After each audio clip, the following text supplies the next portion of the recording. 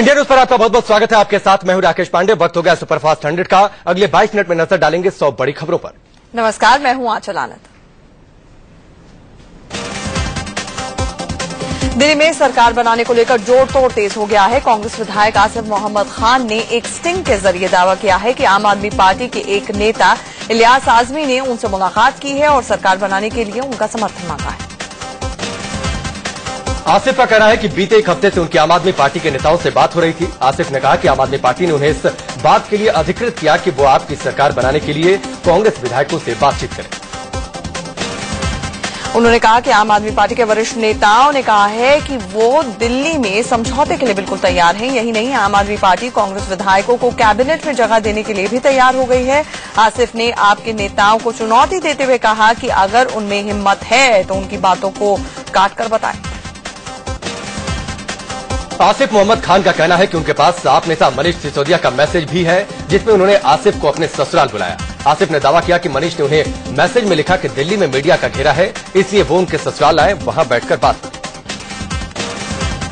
BJP ने आम आदमी पार्टी के संयोजक अरविंद केजरीवाल को कानूनी नोटिस भेजकर 1 करोड़ का हर्जाना मांगा है। ऐसा नहीं करने पर उनके खिलाफ आपराधिक मामला दर्ज किया जाएगा। पार्टी ने यह हर्जाना पार्टी के लोगों को मानसिक पीड़ा पहुंचाने और मानहानि करने के हर्जाने के तौर पर मांगा है। बीजेपी ने अपने नोटिस में लिखा है कि आपके द्वारा ट्विटर पर और प्री रिकॉर्डेड ऑडियो मैसेज में झूठे और अपमानजनक आरोपों के सर्कुलेशन से समाज के भीतर पार्टी के सम्मान और प्रतिष्ठा को बड़ा नुकसान हुआ। झूठे और बेबुनियाद आरोप लगाना बंद करें और भविष्य में ऐसे आरोपों से परहेज करें।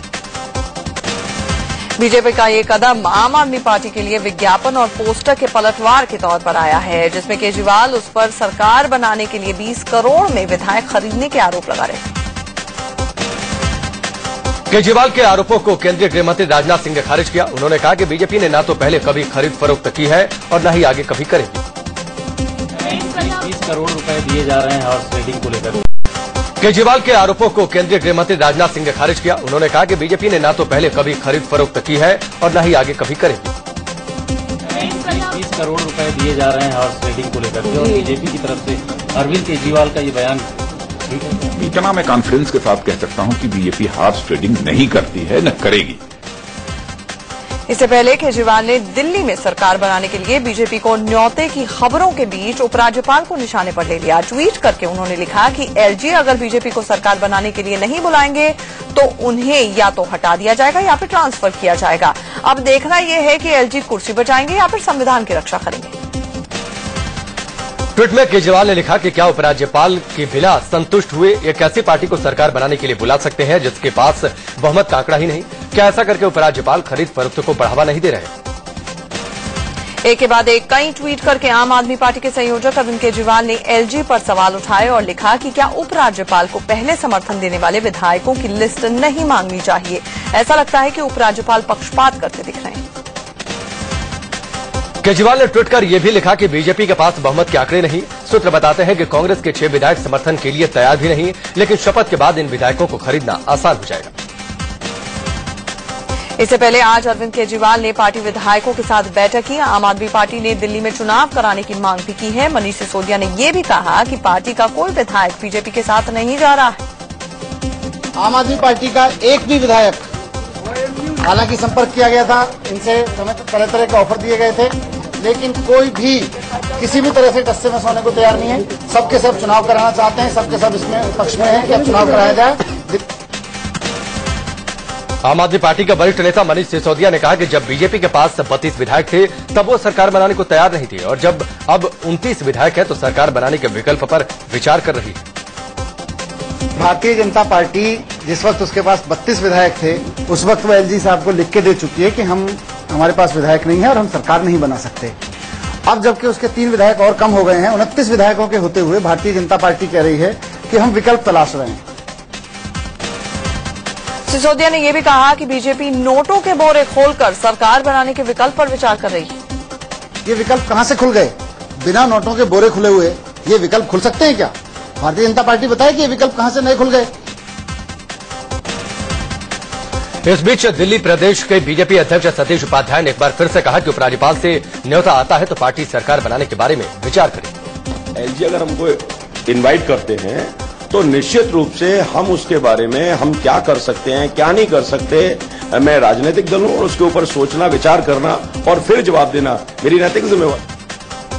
दिल्ली में आज से बिजली महंगी हो गई है। दिल्ली इलेक्ट्रिसिटी रेगुलेटरी कमीशन यानी कि DERC ने दिल्ली में बिजली दरों में 1 रुपए 10 पैसे प्रति यूनिट तक का इजाफा कर दिया है। सबसे कम इजाफा 10 पैसे प्रति यूनिट का है।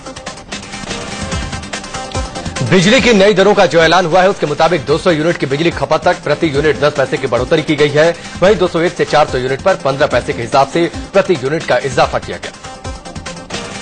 दिल्ली में 401 से 800 यूनिट बिजली पर अब 50 पैसे प्रति यूनिट की दर से इजाफा किया गया है, तो वहीं 801 से 1200 यूनिट तक 1 रुपए 10 पैसे प्रति यूनिट की बढ़ोतरी की गई है, जो कि सबसे ज्यादा है।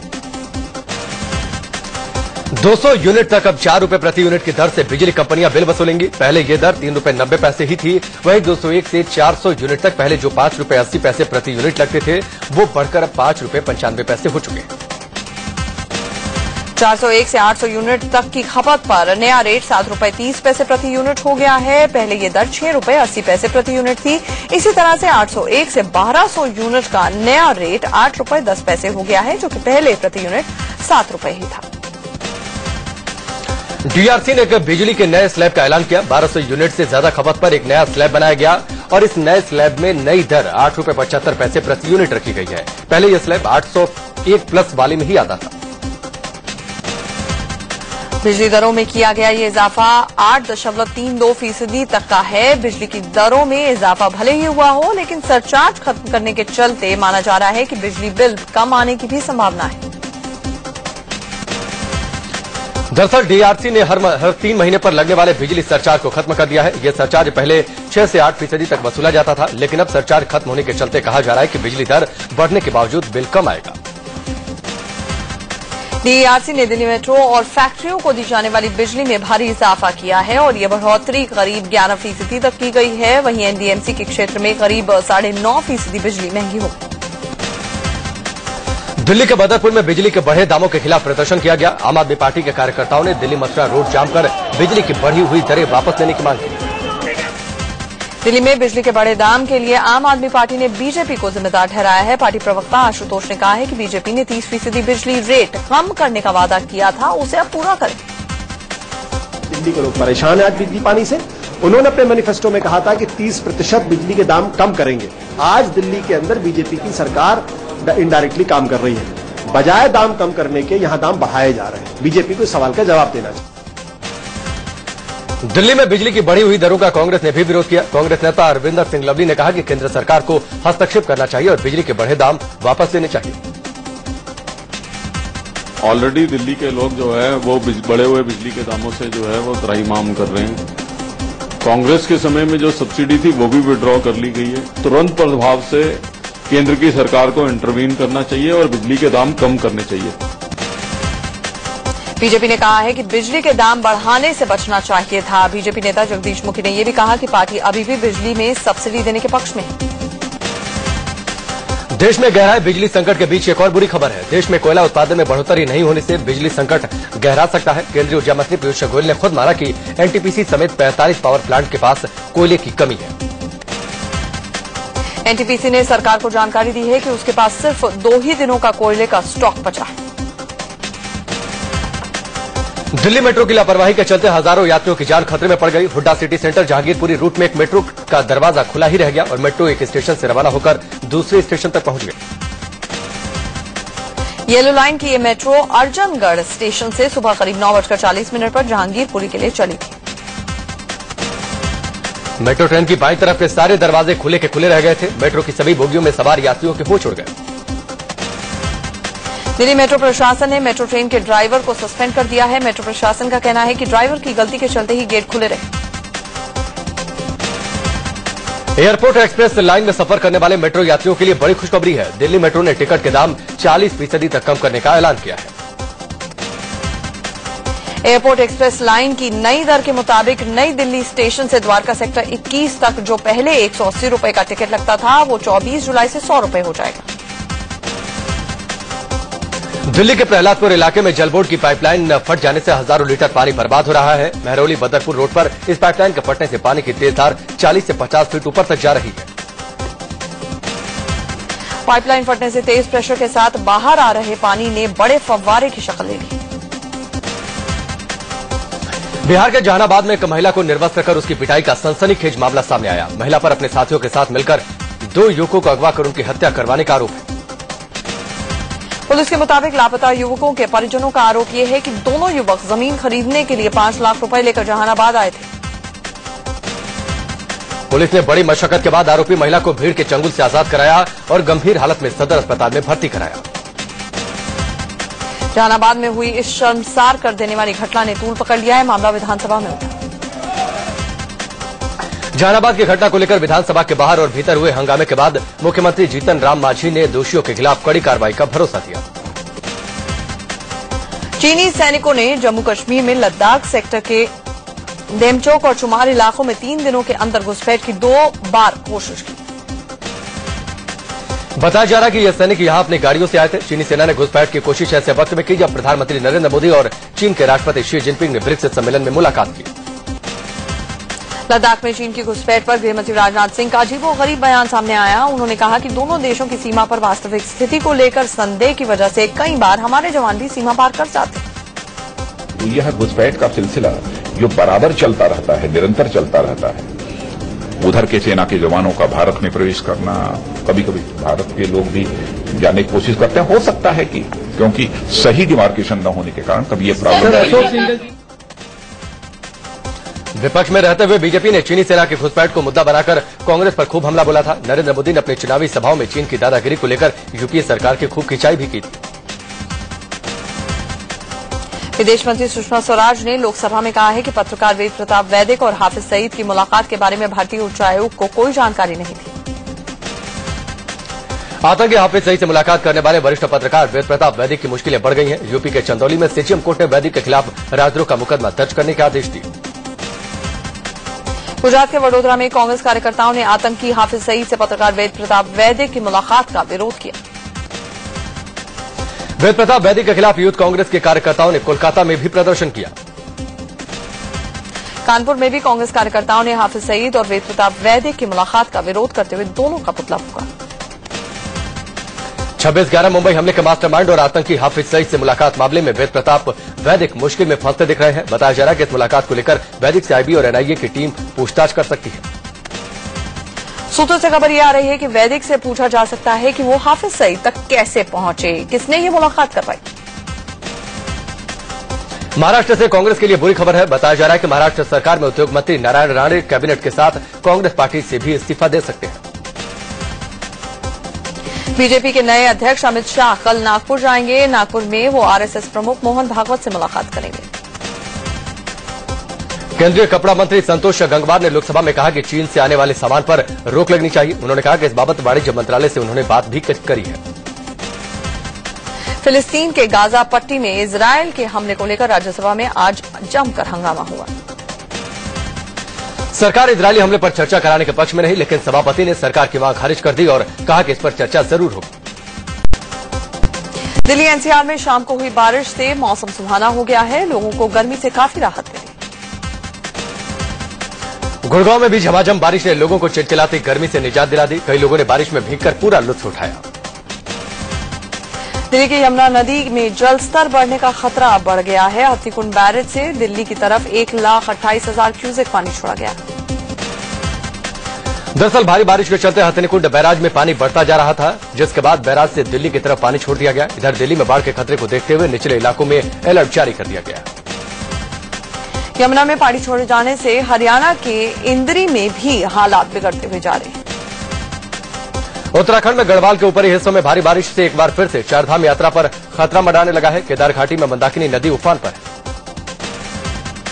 पहाड़ों पर हो रही लगातार बारिश के चलते हरिद्वार में गंगा का जलस्तर बढ़ने लगा है। पहाड़ी इलाकों में हो रही बारिश का असर मैदानी भागों में भी दिखने लगा है। बहराइच में घाघरा नदी का जलस्तर तेजी से बढ़ रहा है। यूपी के गोंडा में सरयू और घाघरा नदी का जलस्तर बढ़ने से तटीय इलाकों में बाढ़ का खतरा मंडराने लगा है। यूपी के पूर्व मंत्री बाबू सिंह कुशवाहा को सुप्रीम कोर्ट से राहत नहीं मिली है। सुप्रीम कोर्ट ने एनआरएचएम घोटाले के आरोपी कुशवाहा की जमानत अर्जी सुनने से इनकार कर दिया। फर्जी पासपोर्ट केस में अंडरवर्ल्ड डॉन अबू सालेम की अर्जी को सुप्रीम कोर्ट की जस्टिस अंजुना प्रकाश देसाई ने सुनने से इनकार कर दिया।